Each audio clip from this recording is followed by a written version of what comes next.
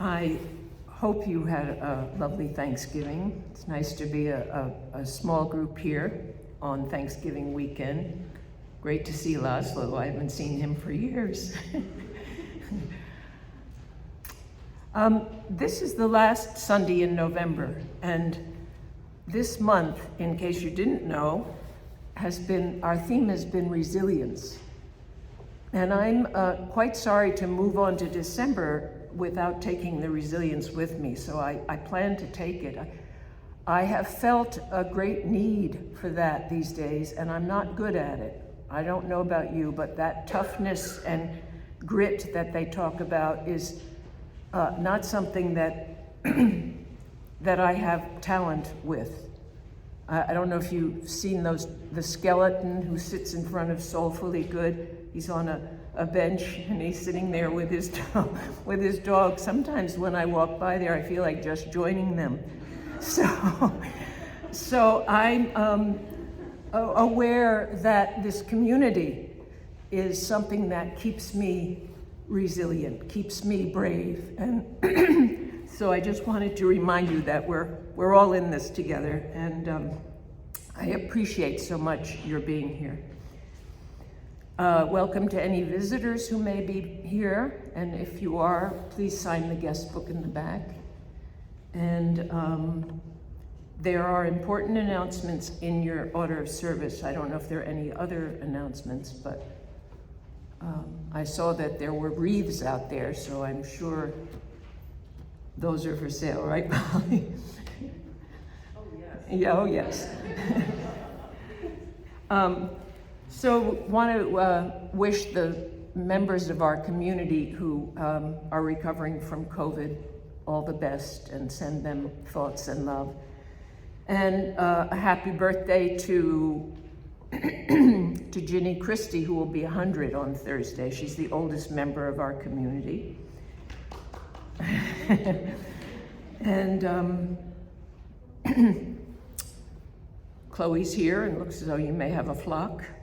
And Leon is here to give us the reflection. So why don't we do our opening hymn on number 159. It's the one we sing for Ukraine, and as the Ukrainian people and the soldiers, both the Russian and Ukrainian soldiers, face a harsh winter, let us renew our prayers that this war will end. And speaking of resilience, the psychologists and spiritual leaders suggest that if we're to find our own strength, we must love and care for ourselves. Here's a poem by Galway Cannell that speaks about that. St. Francis and the Sow. The bud stands for all things, even for things that don't flower, for everything flowers from within of self-blessing. Though sometimes it is necessary to reteach a thing its loveliness, to put a hand on its brow and retell it in words and in touch until it flowers again from within of self-blessing. As St. Francis put his hand on the creased forehead of the sow and told her in words and in touch of her loveliness, and the sow began remembering all down her thick length, from the earthen snout all the way through the fodder and slops to the spiritual curl of the tail. From the hard spininess spiked out from the spine, down through the great broken heart, to the sheer blue milken dreaminess spurting and shuddering from the 14 teats to the 14 mouths sucking and blowing beneath them. The long, perfect loveliness of sow.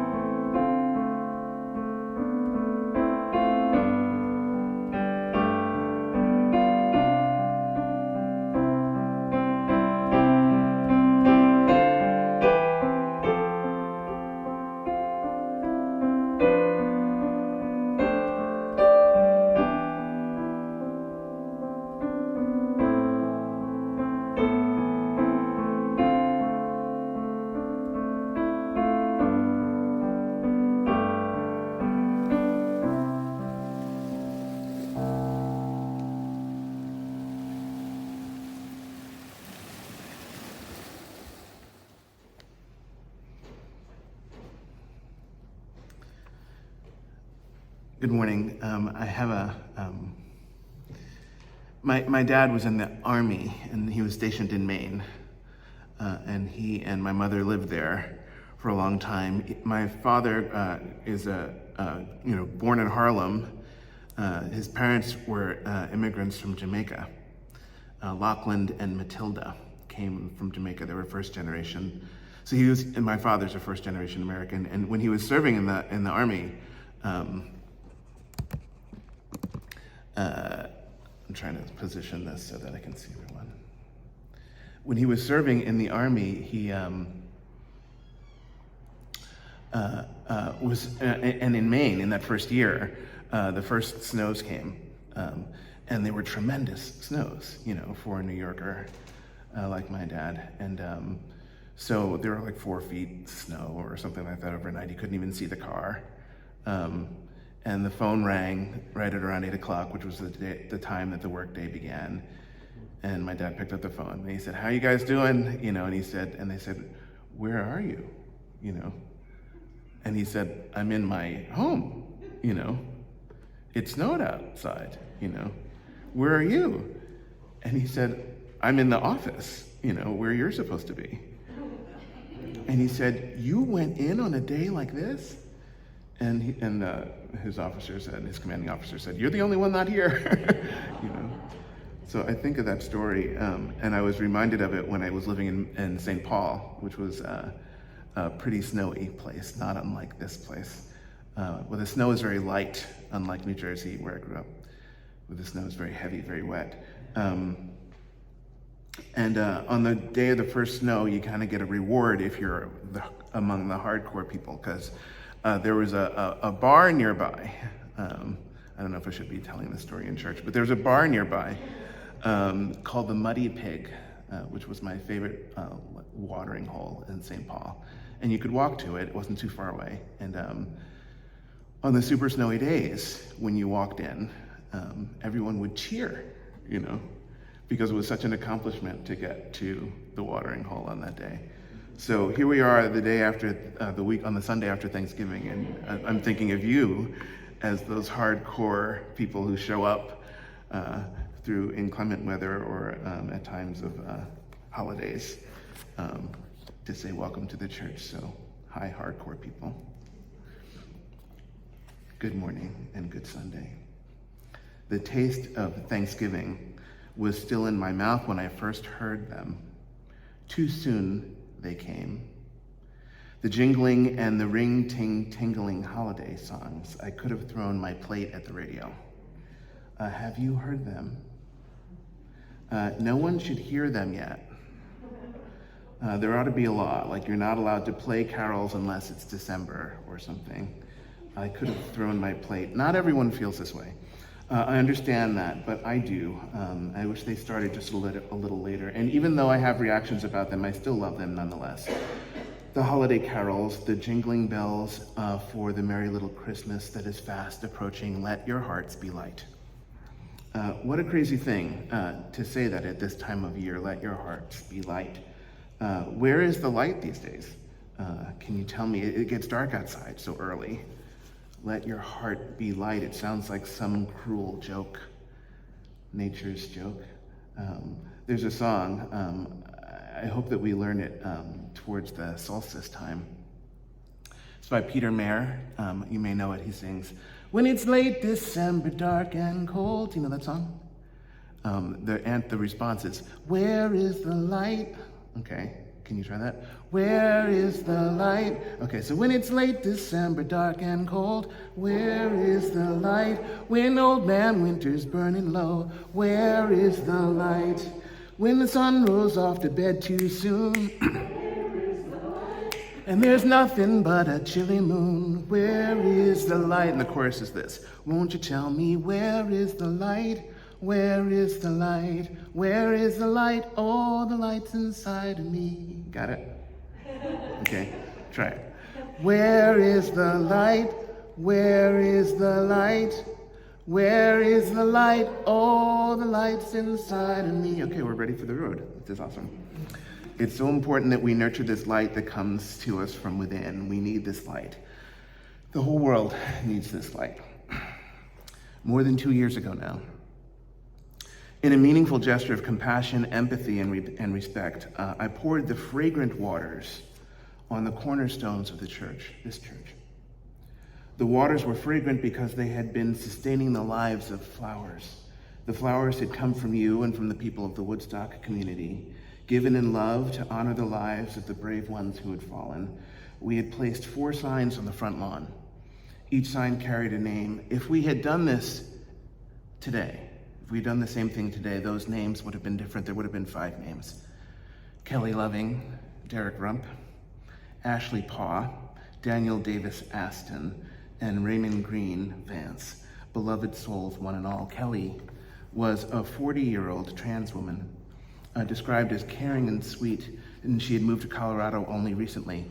Derek was 38 years old. He was a Club Q bartender. Club Q was where the shooting had taken place. He was described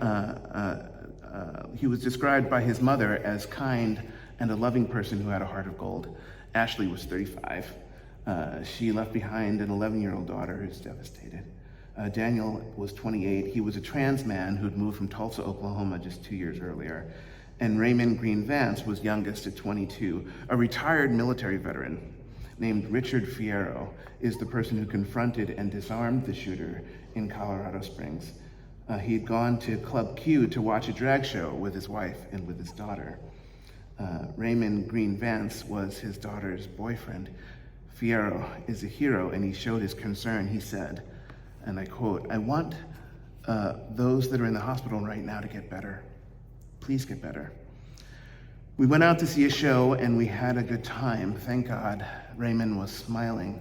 He was dancing with my kid, and my daughter got to spend the last day with him, happy. Richard Fierro was deployed to Iraq and Afghanistan 4 times. And he said in an interview with the New York Times that the experience still haunts him.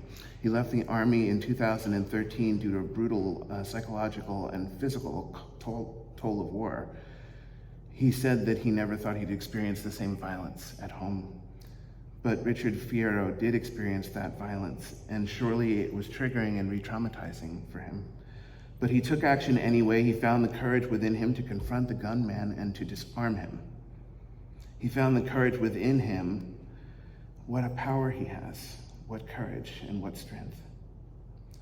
What strength, even though he broke down as he told the story. What strengthens people like them, people like us? What steels their spine? What ennobles them? What light? What ennobles Adrian Vasquez, the chief of police in Colorado Springs? In a gesture of respect and affirmation, Chief Vasquez spoke the names of the deceased with their respective and preferred pronouns. He did this intentionally. It was moving.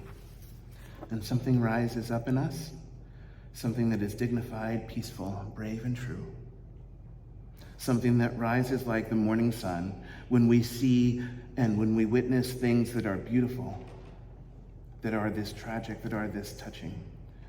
Joy against the backdrop of challenge and sorrow. How do we process all of this without losing our balance? How do we stay afloat? How do we witness the weight of it all without sinking in the river like hardened stones?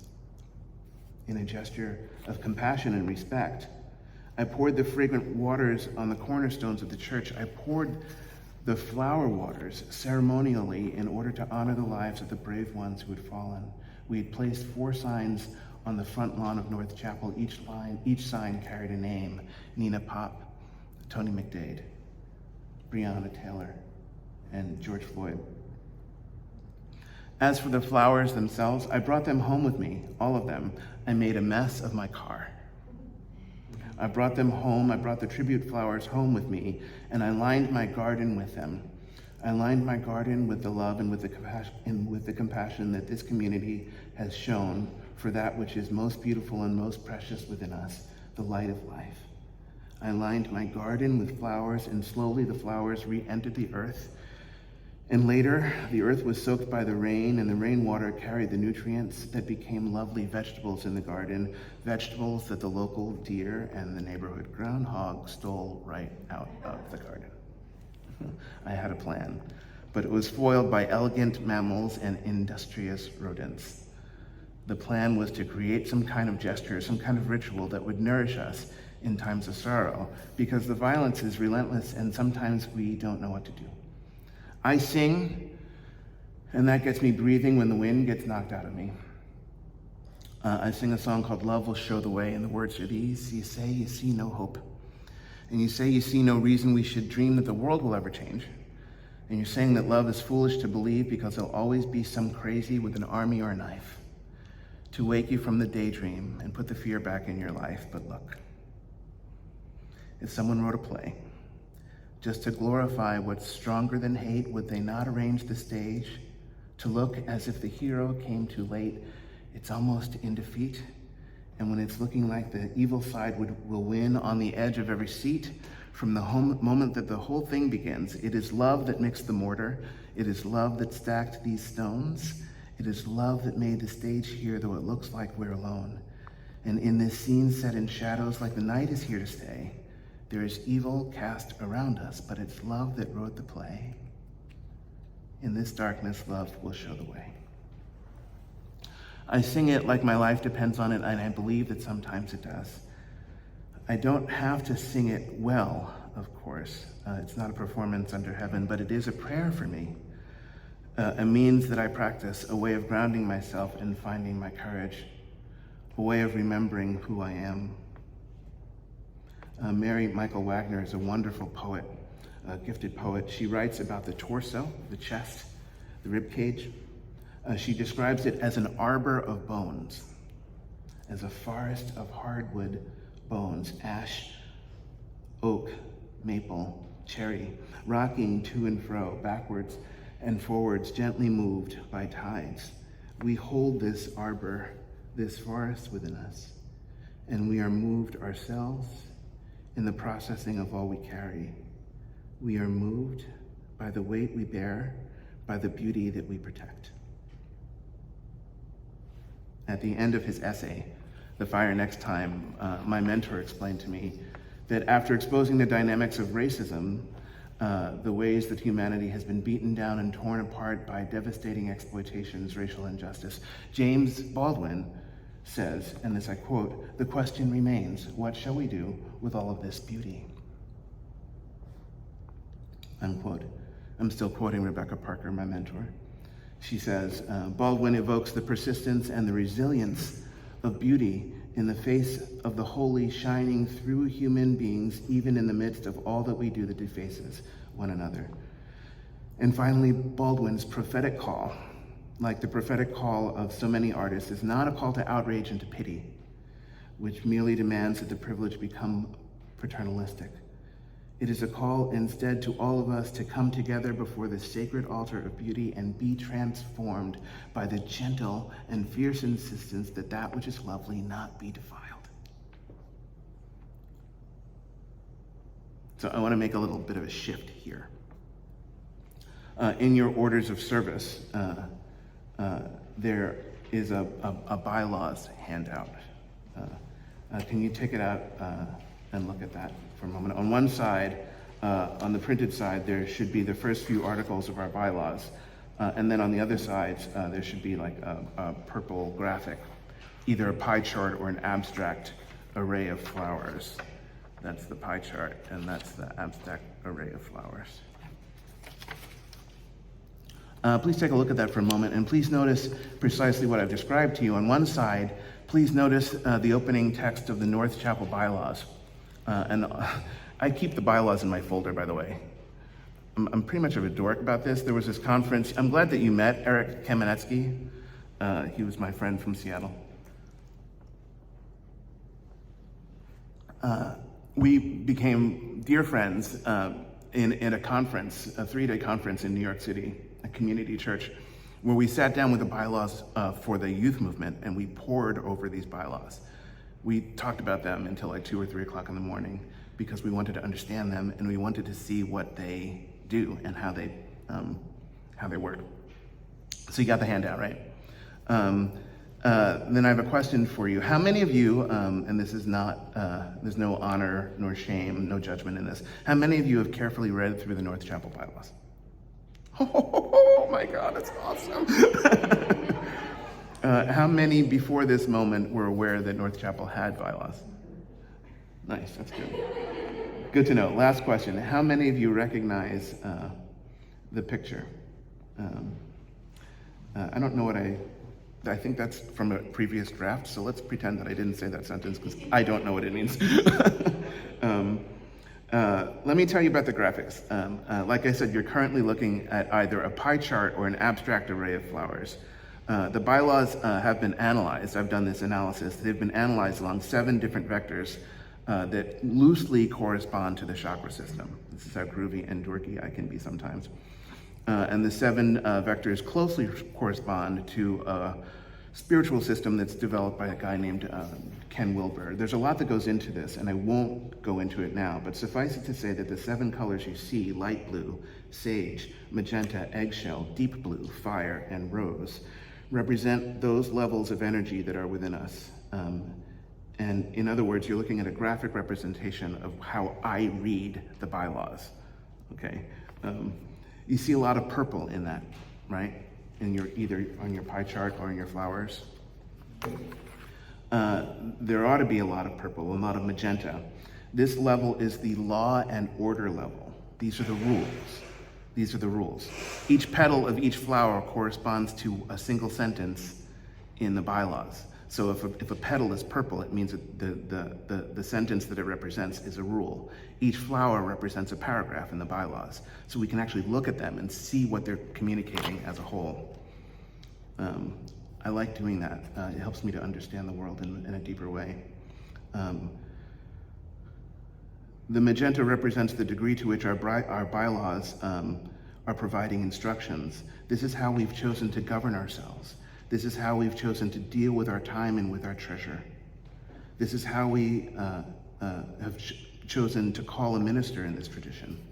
This is how we have chosen to build and to strengthen our communities.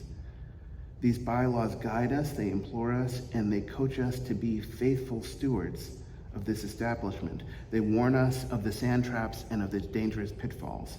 They order our assembly when we come together. And these bylaws do something much more than this. They open the good way forward for that which is newly possible. And they do so in the most mundane of ways. And that's why they're so beautiful. In a book called The Good of This Place, the former president of Duke University, a man named Richard Broadhead, wrote a chapter called On Administration. And I'm sure that you're almost unable to control yourselves at the idea of this chapter. The overflow of excitement must be colossal. But really, there is so much goodness in this book. In the chapter, he said, one thing that has become clear to me over the years is that it's amazing how much time that one can spend at a university without paying attention to its administration. From this position, he says, as the president of Duke University, I now suppose that the deep aim of a university administration is, in some sense, to make itself disappear. So I'm not surprised that people haven't read the bylaws. Its real goal is to make possible for most people, most of the time, to think about other things. What are those other things? Okay, so I took when we first did the Black Lives Matter tribute, when George Floyd was killed, many people got together and were talking about what should we do, how should we respond? Someone, a faithful member of this community, said we should respond by putting a Black Lives Matter sign out in front of the church to demonstrate our solidarity. And I was resistant to that idea. I thought that the Black Lives Matter idea began in 2013 with the non-conviction of George Zimmerman in the Trayvon Martin case. I thought that if the sign didn't go up in 2013, why would it go up for George Floyd? Why had it not gone up for the many tragedies that had preceded this? I went to Babe's Bar in Bethel, and they had a beautiful tribute in the parking lot. And in that tribute, there were those 4 signs for Nina Pop, Tony McDade, Breonna Taylor, and George Floyd. And around those signs were were so many flowers, it was just teeming. It was maybe 3 or 4 times larger than the tribute that we did here in Woodstock. The idea of putting a Black Lives Matter sign in front of the church, which I do not oppose, by the way, but the thing that I think is so important is a deeper question for me. How do we live our lives? How do we make it known that the church itself is a Black Lives Matter sign? The church itself, that stands for the inherent worth and dignity of every human being, is that sign that affirms us, that sustains us, and that endures. How can we make that real? What can we do? It would be so easy, right, to push on outrage and to push on shame and to push on guilt, to find those energies within the congregation and to use them to make a march, to make some gesture of solidarity that lasts for an afternoon. That would be easy. We could do that. But as a community of people, as a community of smart people, caring people, deeply thinking, freely thinking people, what could we do to make a gesture that's stronger than a road sign? Something that flashes in someone's distracted consciousness as they drive to Killington. There is a way to interact with the Black Lives Matter movement in a way that would be deep and powerful. But there's so many forces lined up against it. Are you familiar with these forces? Do you see how the Black Lives Matter movement is spoken of in the public sphere? Is anybody checking this out? It gets derided pretty powerfully, especially on the right. Especially on the right. People make fun of the founders. People make fun of the people who are doing financially well. There was an incident on Yale's campus a few years ago where the Yale president said, you know, it's coming up on Halloween, please be careful with the costumes you choose, trying to warn people away from wearing blackface, which had become fashionable on college campuses. Blackface is an offensive symbol for most African Americans. And there were 2 members of the faculty who pushed back against the president and said, you know, I believe in free speech, we should be able to wear whatever we want, which of course we can. But it became this kerfluffle on the college campus, and a bunch of people got upset. And the sense of outrage and the sense of meaninglessness that the students were experiencing really broke their hearts. I think the scariest part about doing the work around anti-racism is the part that makes us feel like life is less meaningful than it is, less beautiful than it is, less powerful than it is. If there's a way that we could enter into the conversation by magnifying the beauty of who we are and yoking that beauty to the social justice effort we make into the world, the signature, how we sign our names on the outside world. If we can take this level of intimacy and caring and apply it outside, we could make a different kind of difference. We could learn things ourselves, and we could grow in ways that would probably surprise you. What I'd like to do over the next few months, from now until June, I believe it's June, which is when the Supreme Court case is going to be decided about affirmative action, is invite us into a conversation that could examine how it is that conversation is being discussed and what the likely consequences are if that decision is overturned. Where are we headed as an American people? Who are we? Who are we being, and who are we becoming? Who shall we be?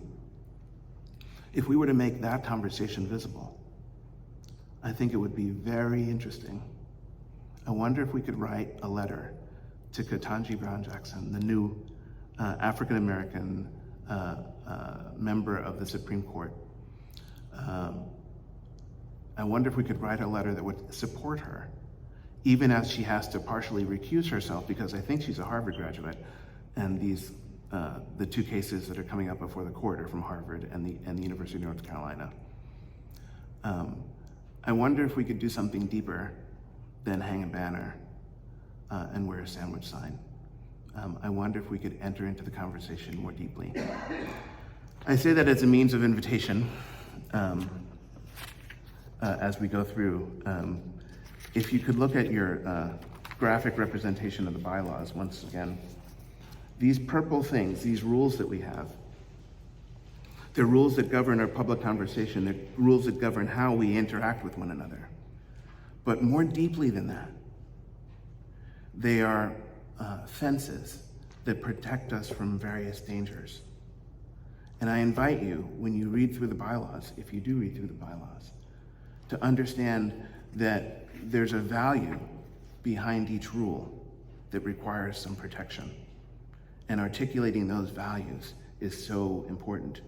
And I'm going to close with this. If you turn the thing over, you can actually see the words of our bylaws.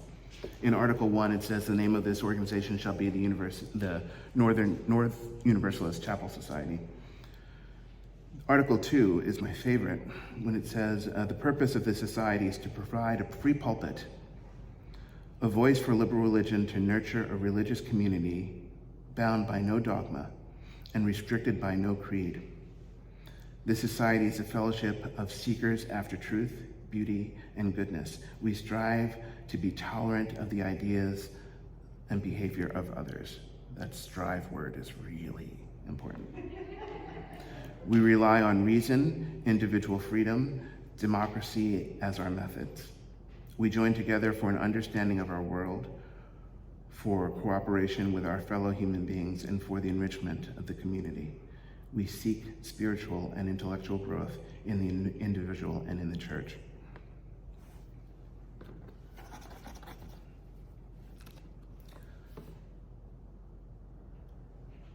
I gently poured the waters that had sustained the life of flowers on the cornerstones of this church, in a gesture that allowed me to imagine that what we do here is water a garden. What we do here is nurture that which sustains us and sustains the world. May we be mindful of the elegant mammals and the industrious rodents that could steal our vegetables.